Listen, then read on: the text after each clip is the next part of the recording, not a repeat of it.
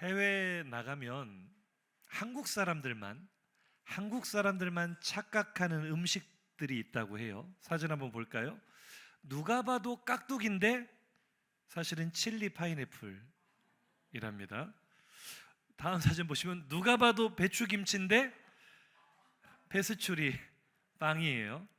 다음 사진 보시면 누가 봐도 스팸 같은데 유자 파운드 케이크라고 합니다.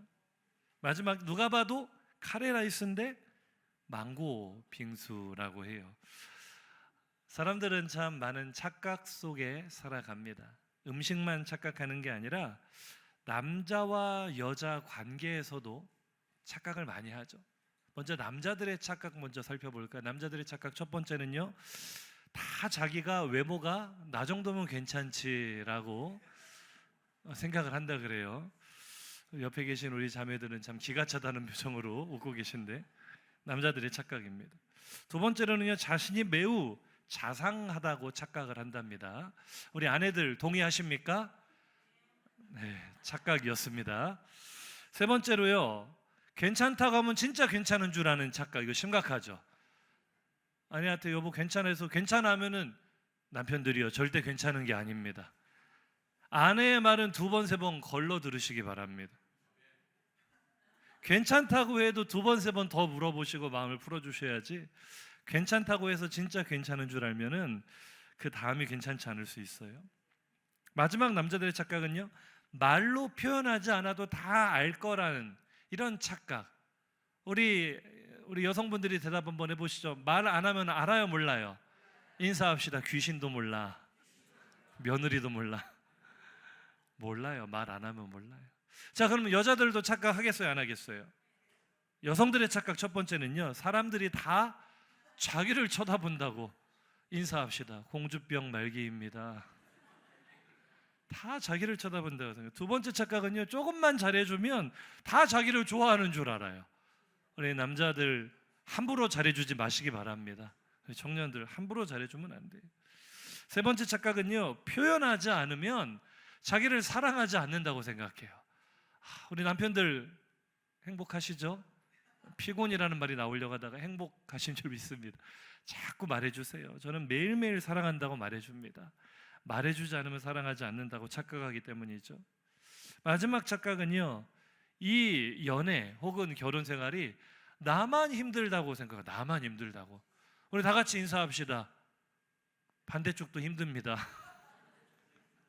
한 번 더 인사하시죠. 저쪽도 힘듭니다. 우리가 다 죄인인데 어떻게 한쪽만 힘들겠어요? 연애를 하고 결혼을 한다는 것은 서로가 서로의 약점을 감싸주고 메꿔주는 과정입니다.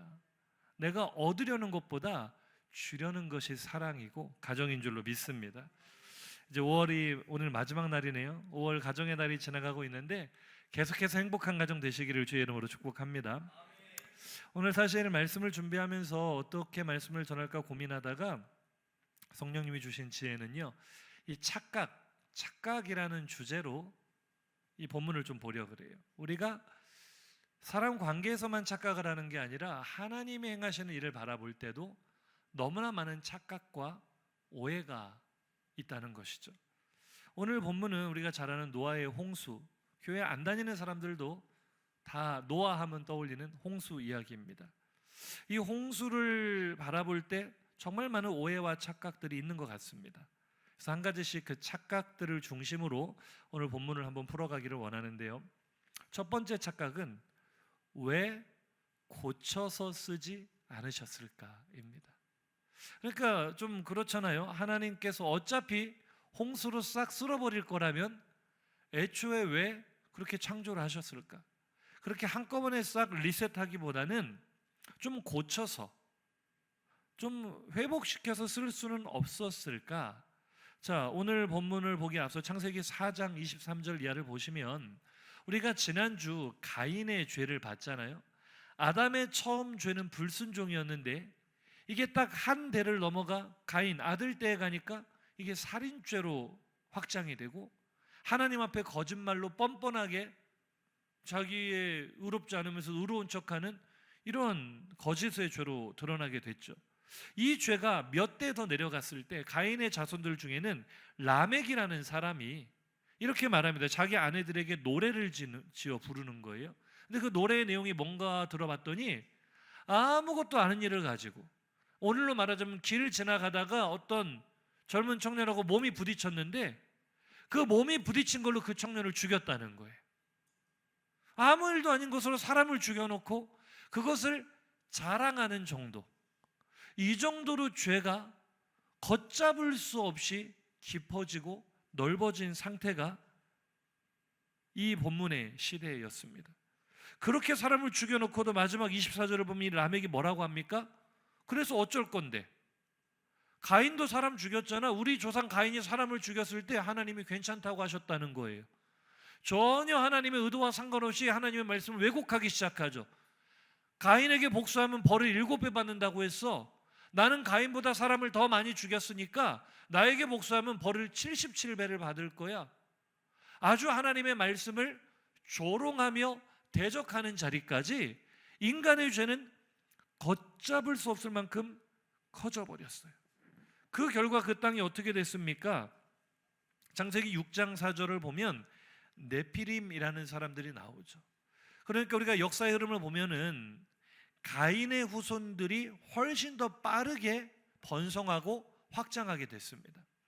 가인이 아벨을 죽인 이후로 하나님께서 약속의 이 계보를 이어갈 셋이라는 다른 씨앗을 주셨지만 시작이 늦어서 그랬는지는 몰라도 이미 땅에는 가인의 자손들이 너무나 편만하게 퍼져버렸고, 그 사람을 아무렇지도 않게 죽이며 뻔뻔하게 하나님의 말씀을 조롱하는 그런 문화가 세상을 지배하기 시작했을 때 셋의 자손, 이 하나님의 약속이 이루어져야 될 약속의 자손은 너무나 수가 적었어요.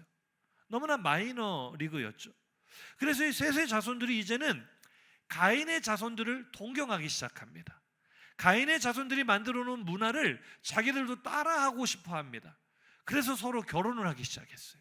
이게 창세기 6장 오늘 본문의 시작이 되는 4절 말씀에 그 앞에 보면은 하나님의 아들들이 사람의 딸들의 아름다움을 보고 자기들의 아내를 삼았다라는 것은 하나님의 약속을 이루어야 될 셋의 후손들이 가인의 후손들을 본받고 따라가며 정체성을 잃어버리기 시작했어요.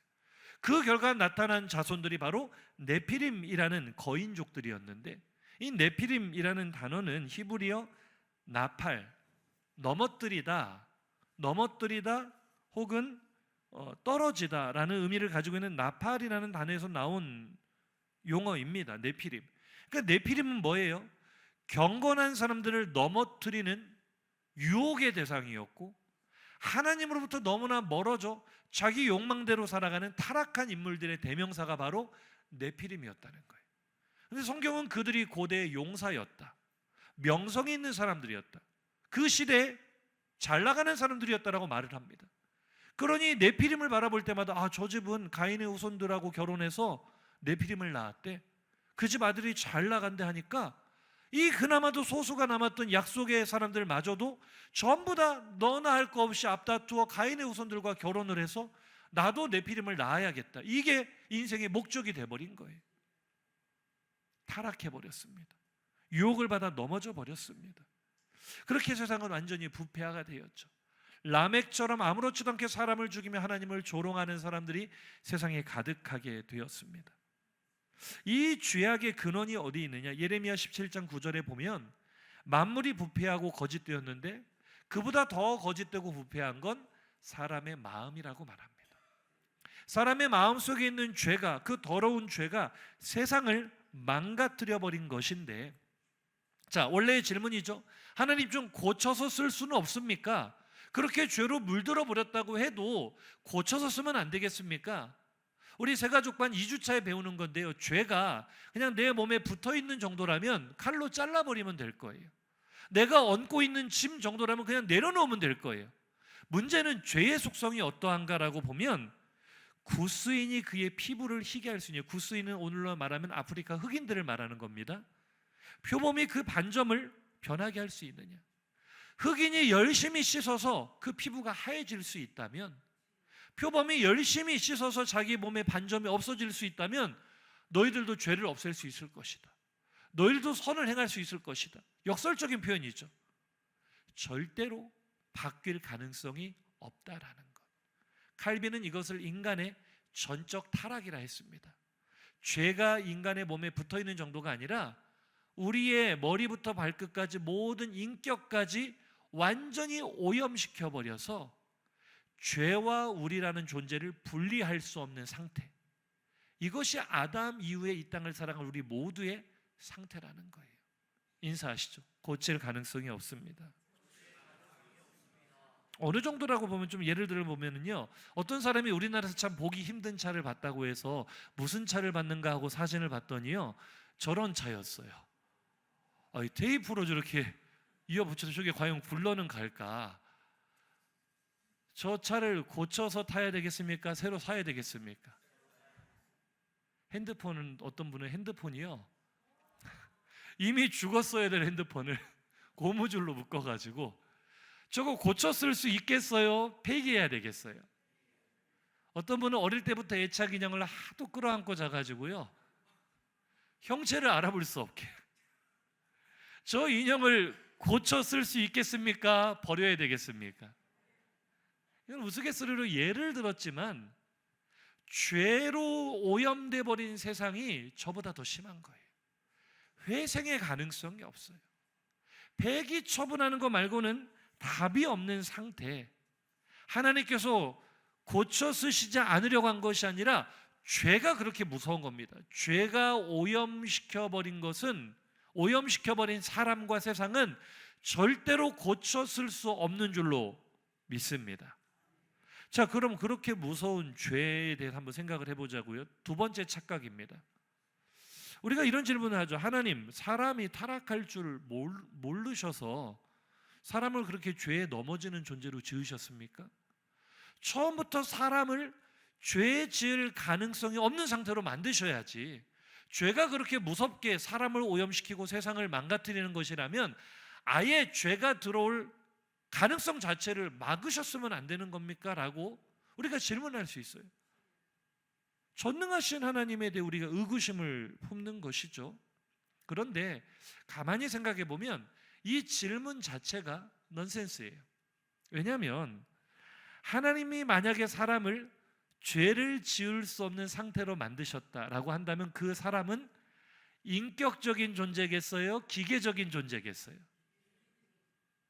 이 스피커는요, 제 앞에 있는 스피커는 제가 소리를 넣어줘야만 소리를 낼 수 있는 기계입니다. 맞죠? 자기 스스로 소리를 내거나 안 낼 능력이 없고 의지가 없고 선택권이 없어요. 우리가 하나님 죄를 짓지 않을 상태로 만드셔야죠 라고 하나님께 따져 묻는다면 그것은 하나님 왜 우리를 인격적인 존재로 지으셨습니까? 라는 질문이에요. 하나님이 우리를 얼마든지 그렇게 기계적인 존재로 지으실 수도 있었겠죠. 하나님의 명령대로만 움직이는, 매뉴얼대로만 움직이는 기계처럼 얼마든지 사람을 만드실 수 있었겠지만 하나님이 원하시는 사람의 모습, 하나님이 원하시는 예배는요, 인간의 자유로운 선택에 의해 인간의 의지로 하나님을 선택하고 인간의 의지로 하나님을 높여드리는 예배를 하나님께서 기뻐하신 줄로 믿습니다. 하나님은 사람을 인격적인 존재로 지으셨어요. 그 말은 곧 사람이 어느 쪽이든 선택할 수 있는 자유의지를 가지고 태어난 존재라는 것입니다. 그것이 하나님의 사람을 얼마나 사랑하셨는가라는 증거인 줄로 믿습니다. 신명기 30장 19절도 보시면은요, 생명과 사망, 복과 저주를 네 앞에 두었다. 그 말이 무슨 말이겠어요? 우리가 선택할 수 있다는 거예요. 그래서 하나님의 마음은요, 네가 뭐를 선택했으면 좋겠다? 생명을 선택했으면 좋겠다. 하나님이 강제로 너는 여기로 가야 돼가 아니라 우리에게 선택할 수 있는 자유의지를 주셨다는 거예요. 할렐루야. 물론 그런 의지를 주시면 위험하죠. 사람이 참 어리석은 선택을 할 수 있잖아요. 하나님이 아니라 세상을 선택하고 생명이 아니라 사망을 선택할 수 있는 이 위험을 무릅쓰고도 하나님은 그렇게 인격적인 존재로 사람을 사랑하신 줄로 믿습니다. 그러니까 이사야 43장 21절 이하를 보면 우리가 21절만 암송을 하거든요. 이 백성은 내가 나를 위하여 지었나니 나를 찬송하게 하려 한다 할 때 이 찬송이 억지로 찬송해, 무조건 찬송해가 아니고요. 나는 사람이 자기의 의지적인 선택으로 하나님을 높여드리기를 원한다. 내가 너희에게 자유의지를 준 것은 너희가 그 의지를 가지고 나를 선택해 주는 것을 내가 기뻐한다. 나를 찬송하는 것을 내가 기뻐한다. 그런 뜻이에요. 왜냐하면 우리가 잘 읽지 않는 그 다음 22절부터 보면 하나님의 백성은 그 자유의지를 가지고 엉뚱한 선택을 해버리잖아요. 그러나 야곱아 너는 나를 부르지 않았다. 나를 괴롭게 여기며 나를 거부했다. 하나님은 우리에게 주신 자유로운 의지와 선택에 대한 이야기를 하고 계시는 겁니다. 하나님이 우리에게 받기 원하시는 예배, 기계적인 예배, 그냥 습관대로 드리는 예배, 억지로 드리는 예배가 아니라 오늘 이 시간 우리의 의지를 가지고 하나님을 갈망하는 마음을 가지고 이 자리에 나오신 줄로 믿습니다. 하나님이 그런 예배를 기뻐하시는 줄로 믿습니다. 그러니까 하나님께서 우리를 무능하시기 때문에 그런 존재로 지으신 것이 아니라 사실은 우리를 너무나 사랑하시기 때문에 자유롭게 선택할 수 있는 존재로 만드셨는데, 문제는 사람의 무능과 연약함이 가장 미련한 선택을 한 거죠. 최악의 결과를 가져오게 된 것입니다. 우리가 착각하는 세 번째 질문 한번 보겠습니다. 그럼 하나님은 잔인한 폭군이신가? 사람이 그렇게 무능하여 악한 것을 선택했고 그 결과가 다시는 고쳐쓸 수 없는 완전한 파멸이라고 한다면 하나님은 피도 눈물도 없이 그 파멸을 즐겁게 행하시는 분인가? 우리가 구약 성경을 읽다가 좀 당혹스러울 때가 바로 구약이 묘사하는 하나님이 그렇게 잔인한 폭군처럼 묘사되는 장면을 마주할 때 그렇습니다. 신명기 7장 2절 이하를 보시면 하나님께서 너희가 차지할 가나안 땅을 진멸해야 된다. 진멸, 헤렘이라는 히브리어는 하나도 남김없이 완전히 다 죽이고 완전히 다 하나님께 올려드리라는 완전 소멸을 의미하는 거예요. 그런데 얼마나 무섭습니까? 노인도 어린아이도 짐승까지도 하나도 남김없이 죽이는 이런 장면. 실제로 여호수아 6장에 가면 여리고성을 점령할 때 이 헤렘을 행하거든요. 그러니까 이런 것을 우리가 현대적인 시각으로 바라볼 때 하나님이 이해가 되지 않는 거예요. 하나님 너무 잔인합니다. 그런데 사실 그 하나님의 헤렘의 대상을 생명이 아니라 사람이 아니라 죄에 집중을 시켜야 하나님의 마음을 알 수가 있어요.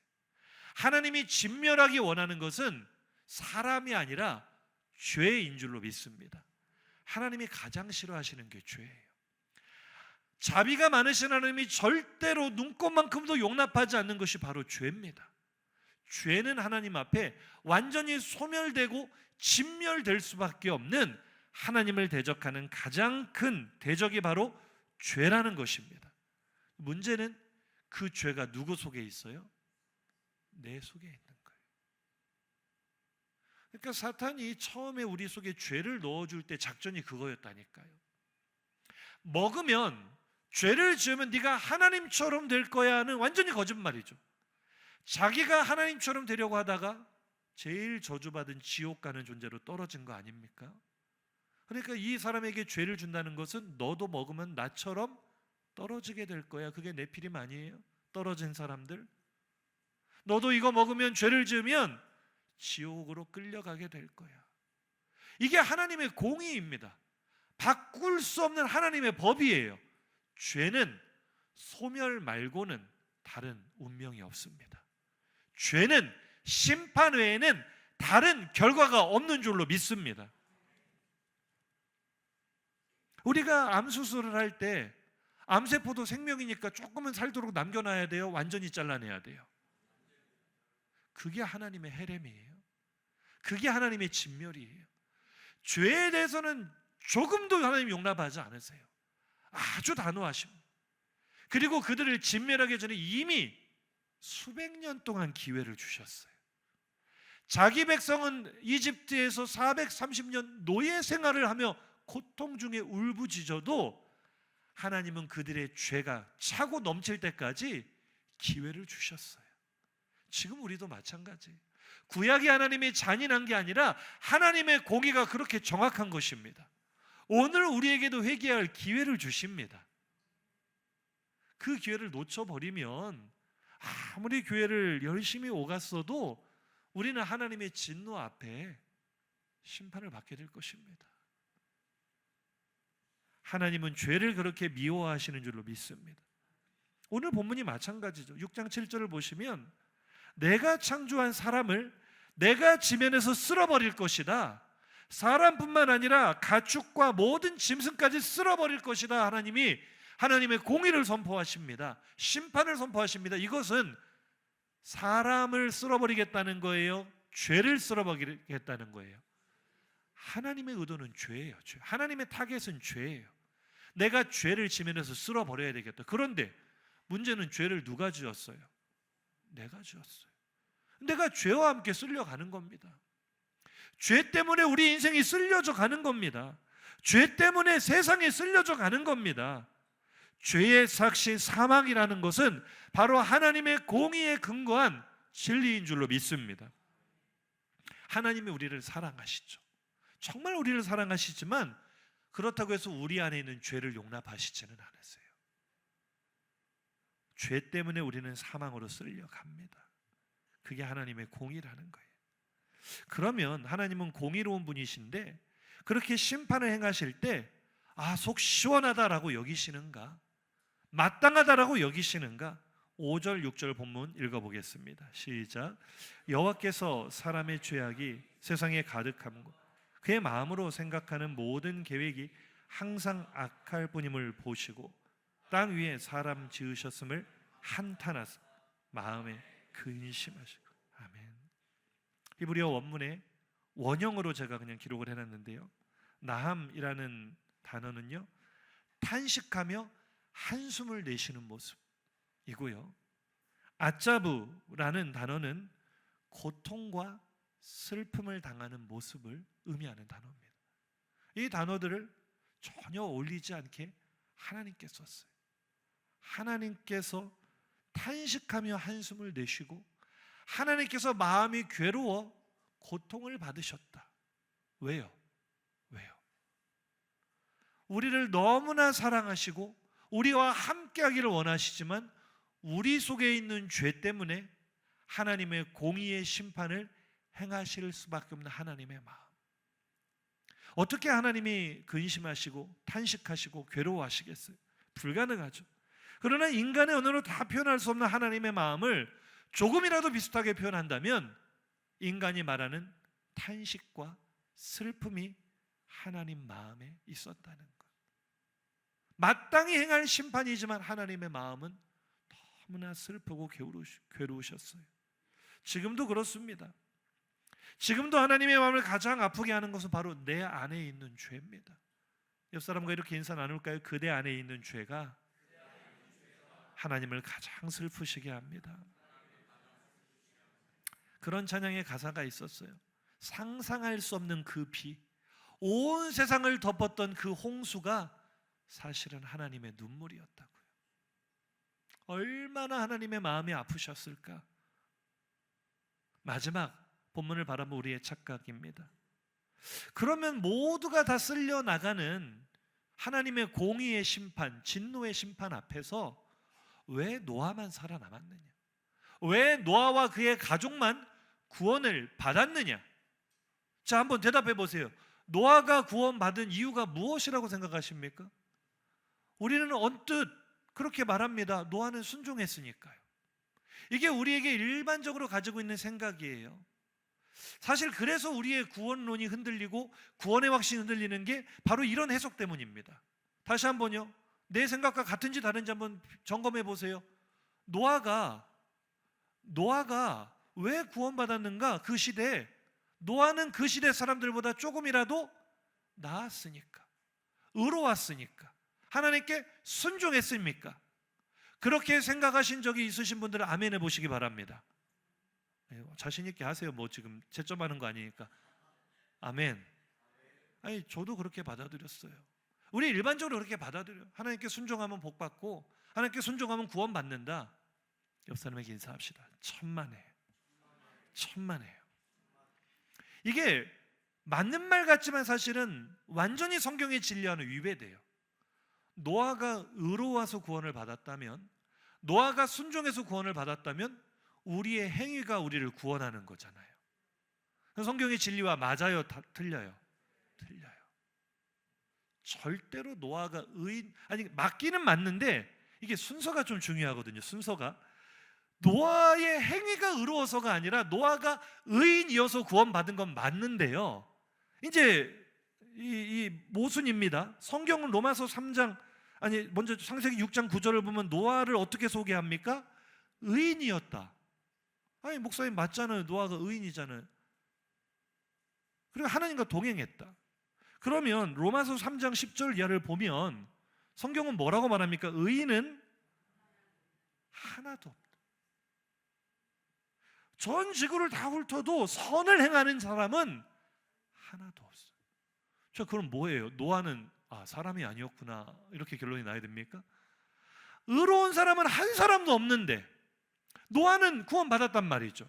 근데 보니까 노아가 의인이랍니다. 이 모순을 어떻게 풀어야 됩니까? 우리가 많이 오해하고 착각하는 게 노아는 그래도 다른 사람들보다 비교적 의로웠다는 말 아닐까? 다른 사람보다 조금이라도 나았다는 거 아닐까? 아닙니다. 정말 아닙니다. 한번 인사하시죠. 노아도 역시 똑같이 심판받아야 될 진노의 대상이었습니다. 맞다고 인정하시면 아멘 하시기 바랍니다. 전혀 나을 바가 없어요. 홍수 심판 이후에 술 먹고 나체로 뻗어 있는 모습을 보면 흥청망청 세상에서 즐기는 사람들과 50보 100보 별 다를 바가 없어요. 그다지 거룩하지 않아요. 그다지 훌륭하지 않아요. 자꾸 우리가 어떤 사람을 주목해서 저분은 믿음이 참 대단해, 천만에요. 옆 사람 한 번 더 인사합시다. 그대나 나나 50보 100보랍니다. 좀 위로가 되십니까? 아무리 대단한 사람도요, 까놓고 보면 그다지 훌륭하지 않아요. 그다지 대단하지 않아요. 노아조차도 그런데요. 그런데 왜 성경은 노아를 의인이라 하는가? 노아가 구원받은 이유는 무엇인가? 순서가 정말 중요한데요, 9절 앞에 8절이 너무 중요합니다. 8절부터 읽어보시죠. 시작. 그러나 노아는 여호와께 은혜를 입었더라. 이것이 노아의 족본이라. 노아는 의인. 할렐루야. 의인보다, 노아의 의보다 앞선 것은 하나님의 은혜입니다. 저는 6장 8절의 그러나 세 글자에 복음이 담겨 있다고 믿습니다. 모든 세상이 죄로 오염되어 폐기 처분 말고는 답이 없는 상태, 노아를 포함하여 그러나 하나님께서 새 일을 행하신 거예요. 하나님의 공의를 집행하시는데 예외를 두신 거예요. 그 예외는 물론 하나님의 공의와 위배되면 안 됩니다. 그게 우리가 상상할 수 없는 하나님의 지혜죠. 노아는 의인입니다. 왜 의인입니까? 하나님께 은혜를 입었기 때문에 의인이 된 것입니다. 자기의 어떤 노력으로도 의로워질 수 없어요. 방주를 100년 넘게 지어도 의로워질 수 없어요. 그래서 공의의 심판을 피할 수 없는 우리가 의로워지고, 심판 중에 우리가 구원받을 수 있는 유일한 길은 은혜뿐인 줄로 믿습니다. 어떤 은혜죠? 여기서 은혜라는 것은 위로부터 아무 조건 없이 나를 덮어주시는 은혜인 줄로 믿습니다. 한자를 한번 보겠습니다. PPT 보여주시면은요, 한자로 나를 표현할 때 아자를 씁니다. 나 아자예요. 아군 적군할 때 그 아자입니다. 그런데 이 나는 죄로 오염되고 물들어 죽을 수밖에 없는 존재, 폐기 처분할 수밖에 없는 존재라고 했잖아요. 그런 내가 어떻게 의로워질 수 있습니까? 클릭 한번 해주시면은요, 위로부터 어린 양의 보혈이 덮어지면 이 글자가 의로울 의자가 됩니다. 죄악 덩어리인 내가 의로워질 수 있는 길은 위로부터 덮어주시는 은혜 말고는 없어요. 아멘입니까? 우리는 죄인입니다. 그런데 동시에 의인입니다. 믿으시면 아멘. 우리의 본질은 누구도 부인할 수 없는 죄인 그 자체예요. 그런데 오늘 예배하는 우리들의 심령 위에, 머리 위에 예수의 보혈이 덮어졌습니다. 예수의 보혈이 나의 수치를 가려줍니다. 예수의 보혈이 나의 부끄러운 본질을 덮어줍니다. 그 보혈이 나를 의롭게 하는 거예요. 노아의 행위가 노아를 의롭게 한 게 아니고, 그러나 노아는 하나님께 은혜를 입었다는 그 은혜가 노아를 의롭게 한 것입니다. 베드로전서 1장 18절 이하는 이렇게 말합니다. 너희가 물려받은 그 못된 헛된 행실에서 대속을 받은 것은, 의롭다 하심을 받은 것은 이 땅의 것, 금이나 은 같은 것 때문이 아니라, 오직부터 읽어보세요. 시작. 오직 흠없고 점없는 어린 양 같은 그리스도의 보배로운 피로 된 것이. 할렐루야. 바로 저 글씨 아닙니까? 어린 양 예수의 피가 나를 덮었을 때 내가 의롭게 된 거예요. 로마서 8장 1절입니다. 시작. 그러므로 이제 그리스도 예수 안에 있는 자에게는 결코 정죄함이 없나니. 할렐루야. 오늘 노아의 방주는요, 정확하게 예수 그리스도의 십자가를 보여주는 것입니다. 온 세상에 사망의 기운이 가득 찼습니다. 지구를 덮은 대홍수가 모든 생명 있는 것을 다 죽였습니다. 그런데 어디 안에만 생명이 있어요 지금? 방주 안에만 생명이 있죠. 방주 안에 있는 생명은 정죄를 받지 않았죠. 심판을 받지 않았죠. 그게 보여주는 것은 예수 그리스도의 십자가 보혈로 덮으심을 받은 사람, 예수 안에 있는 우리에게는 정죄함이 없다는 것입니다. 죽을 수밖에 없는 본질상 진노의 자식인 우리가 생명을 얻은 것은 내가 순종 잘해서도 아니고, 내가 예배 잘 드려서도 아니고, 내가 봉사헌신 많이 해서도 아니고, 그러나 내가 여호와께 은혜를 입었기 때문에, 예수의 보혈이 나를 덮었기 때문에, 우리가 아멘으로 고백하는 이 놀라운 이야기는 하나님의 공의를 만족시키면서도 우리에게 예외를 허용하신 이 놀라운 이야기는 하나님 편에서 볼 때는 너무나도 비극적인 스토리예요. 왜냐하면 그 일을 행하기 위해 아들의 생명을 내어줘야만 됐거든요. 저는 그래서 오늘 이 복음을 슬프고도 아름다운 이야기라고 이름을 붙여봤습니다. 고린도서 5장 21절입니다. 시작. 하나님이 죄를 알지도 못하신 이를 우리를 대신하여 죄로 삼으신 것은 우리로 하여금 그 안에서 하나님의 의가 되게 하려 하심이라. 아멘. 전가, 뒤집어 씌운다라는 개념이 이 구절에서 너무나 잘 설명이 되고 있는데요, 우리는 죄의 전가만을 생각해요. 내가 지은 죄를 예수님께 뒤집어 씌웠다, 맞지요? 그런데 그게 어느 정도냐면은 죄의 짐을 맡아주세요가 아니라, 예수님은 죄를 아예 알지도 못하시는 하나님 아들이십니다. 하나님의 독생자입니다. 근데 그가 죄를 진 게 아니라 아예 죄가 돼버렸어요. 하나님의 진노를 정면으로 온몸으로 맞아야 되는 죄라는 본질 자체가 되어버렸어요. 우리의 죄를 그에게 전가시킨 하나님의 은혜의 결과입니다. 근데 이 전가는요 참 놀랍습니다. 상호작용이 있어요. 죄가 전가가 될 때 동시에 예수의 의가 나를 덮습니다. 내가 하나님의 자녀로 입양될 수 있는 비밀은 여기 있는 거예요. 죽었다 깨어나도 하나님과 원수밖에 될 수 없어서 내가, 예수가 내 죄를 가져가셔서 죄가 되는 순간 나를 의로 삼으셨어요. 죄덩어리인 내가 의 그 자체가 된 거예요.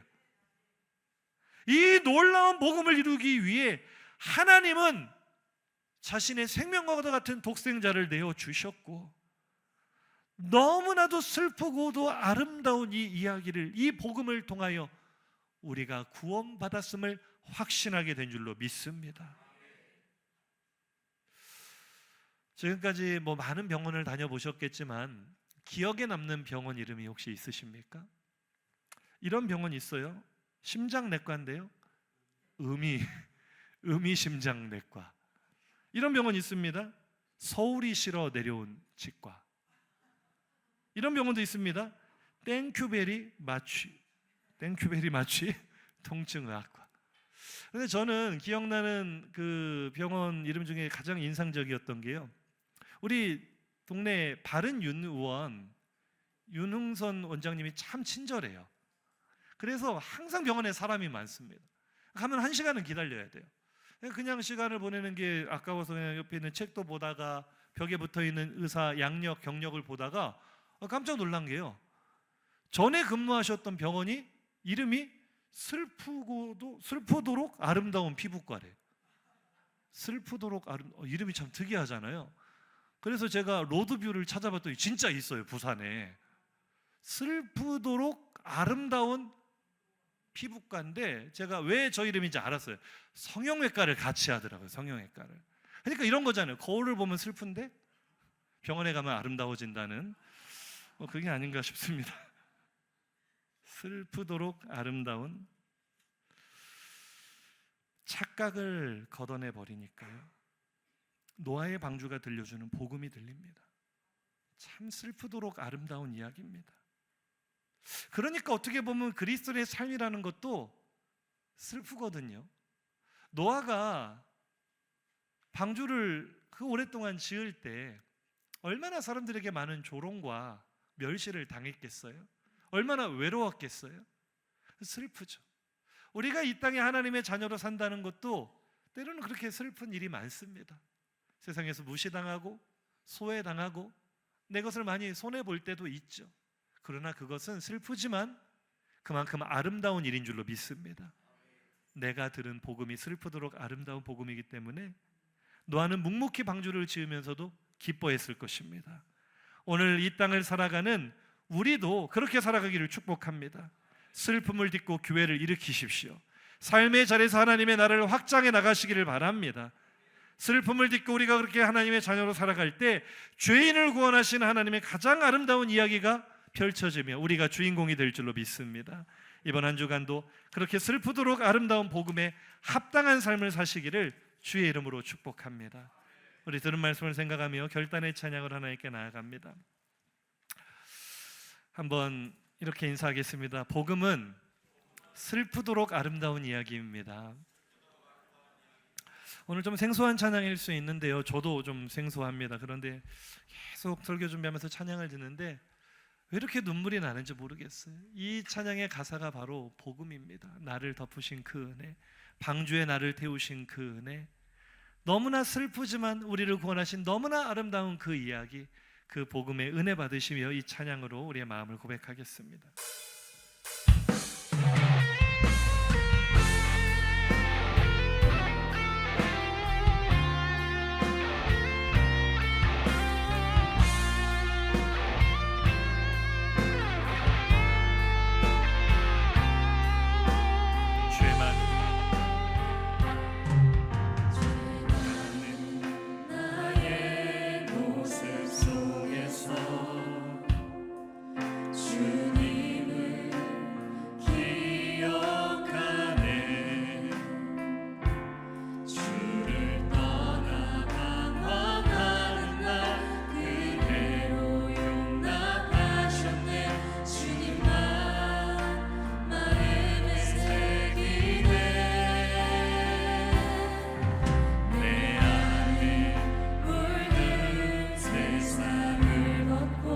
슬플 수 있습니다. 나의 권리를 포기하는 것 슬프지만 아름다운 이야기입니다.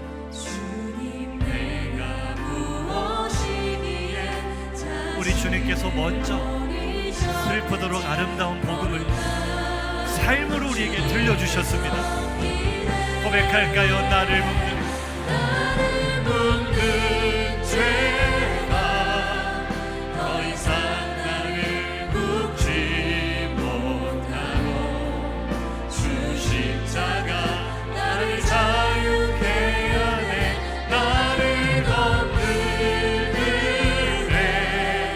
영원토록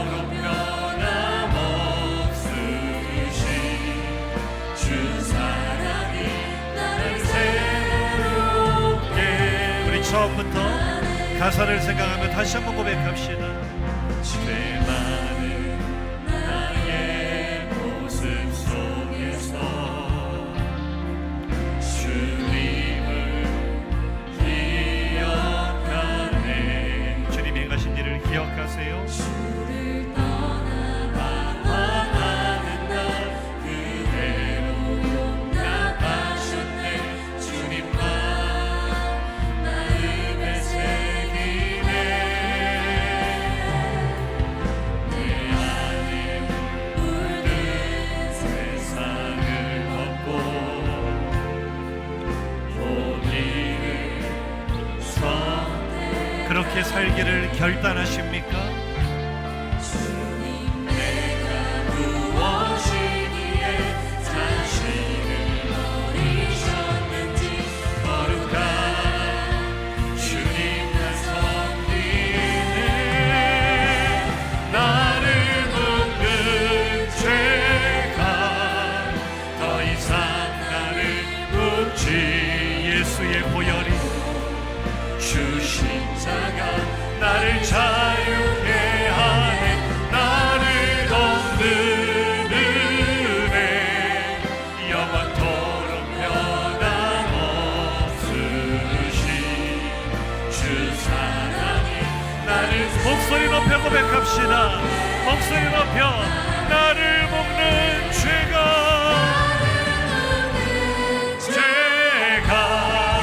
더 이상 나를 묶지 못하고 주신 자가 나를 자유케 하네.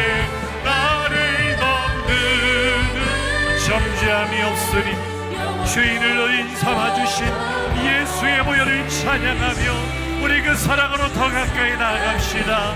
나를 묶는 죄가 더 이상 나를 묶지 못합니다. 더 이상 나를 정죄하지 못합니다. 죄가 더 이상 나를 묶지 못하고 주신 자가 나를 자유케 하네. 나를 돕는 은혜 영원토록 변함없으신 주 사랑이 나를 새롭게 하네. 할렐루야. 하나님이 나의 죄 때문에 슬퍼하셨다는 것, 죄로 죽을 수밖에 없는 나를 살리기 위해 내가 어떤 의로운 행위를 하기 이전에 먼저 나를 사랑하시고 먼저 죄인을 사랑하시고 먼저 은혜를 베푸셨다는 것, 나를 덮는 그 은혜가 나를 살게 합니다. 하나님과 원수되었던 나를 하나님의 자녀로 삼으신 것입니다. 노아만 특별한 은혜를 입은 것이 아니라 오늘 우리들 한 사람 한 사람이 이 시대에 노아의 방주를 탄 구원의 주인공인 줄로 믿습니다. 우리 그 은혜를 찬양하며 기도했으면 좋겠습니다. 하나님, 이 예수를 믿고 따른다는 것이 너무 괴롭고 슬퍼서 울고 주저앉은 때가 있었습니다. 하나님, 왜 나는 이렇게 살아야만 됩니까? 하나님, 왜 나는 다르게 살아야만 합니까? 그런데 오늘 우리는 노아의 방주를 통하여 슬프도록 아름다운 하나님의 사랑 이야기를 듣습니다. 노아는 어떻게 그 오랜 시간 묵묵히 자기의 자리를 지키며, 어떻게 보면 세상에 바라볼 때는 너무나도 슬픈 인생을 살아갈 수 있었을까요? 그는 슬프지만 행복했을 겁니다. 하나님께서 먼저 내게 베푸신 슬프도록 아름다운 은혜를 경험한 사람은 삶에 어떤 고난이 찾아와도, 인생에 어떤 풍파가 찾아와도 기쁨으로 나아갈 수 있는 줄로 믿습니다. 내가 복음을 가진 사람인가, 내가 복음을 의지하여 살아가는 사람인가는 내 삶이 증명하는 것입니다. 지금까지 슬퍼하는 인생을 사셨습니까? 절망하는 인생을 사셨습니까? 슬프도록 아름다운 인생을 사시기를 축복합니다. 슬프도록 아름다운 복음을 증거하며 드러내며 사시기를 축복합니다. 우리 그렇게 살겠다고 결단하는 마음으로 주여 한번 부르짖고 통성으로 기도하시오. 주여